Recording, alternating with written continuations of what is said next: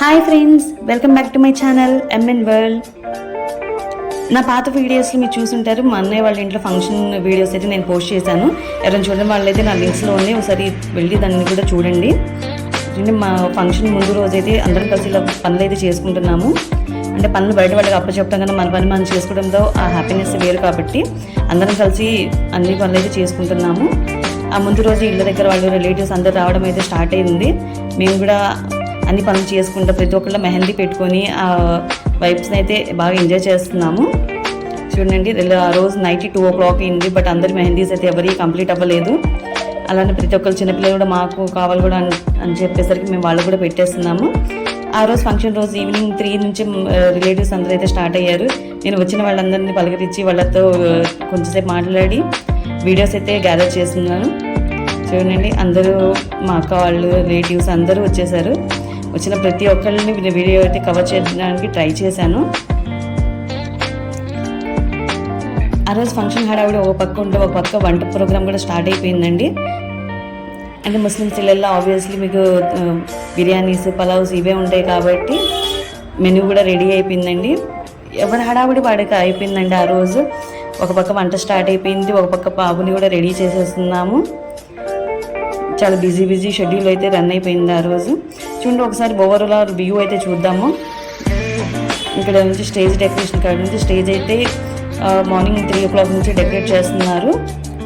ముందు ఎండ్ ఉండిద్దని చెప్పేసి నైటే ఎక్కువ డెకరేట్ చేయడానికి ప్రిఫరెన్స్ ఇచ్చారు. లైటింగ్ ఇదంతా ముందు డెకరేట్ చేసేసారండి. లైటింగ్ అంతా వేసిన తర్వాత ఆ కళే వేరే ఎంతైనా సరే. చూడండి ఎంత అందం వచ్చిందో.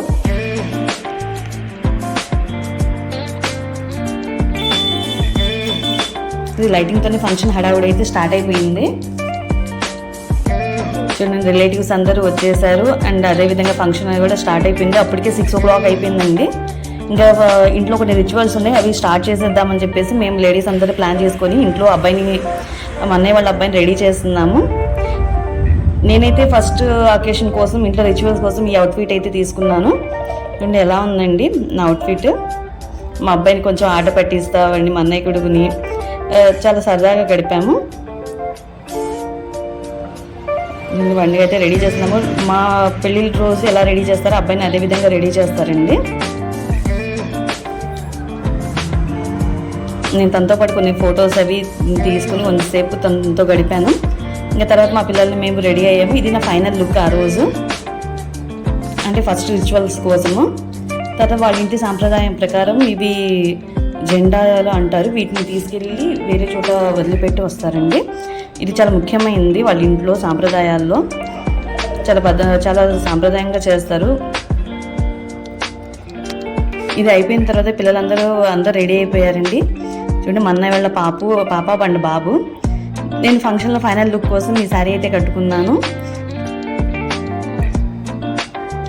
ఎందుకంటే ఫంక్షన్ అయితే 8కి స్టార్ట్ అయింది, 8:30కి స్టార్ట్ అయింది. మేము మళ్ళీ శారీస్ అవన్నీ చేంజ్ చేసి పిల్లల్ని రెడీ చేసుకొని మళ్ళీ త్వరగా రెడీ అయిపోయాము. ఇంకా ఫైనల్లో కొంచెం ప్రోగ్రామ్ మిడిల్లో ఉన్నప్పుడు మా అన్నయ్యకి, వదినకి అండ్ పిల్లలకి బట్టలు పెట్టడానికి మొత్తం రెడీ చేశామండి. చూడండి, ఆ ప్రోగ్రామ్ అయితే ఇలా స్టార్ట్ అవుతుంది. అంటే పుట్టింటి తరఫు తెచ్చిన బట్టలు పెట్టడానికి మేము ప్లాన్ చేసుకొని 11 ఆ టైంలో ఇంకా వాళ్ళకి బట్టలు అయితే పెట్టేశాము.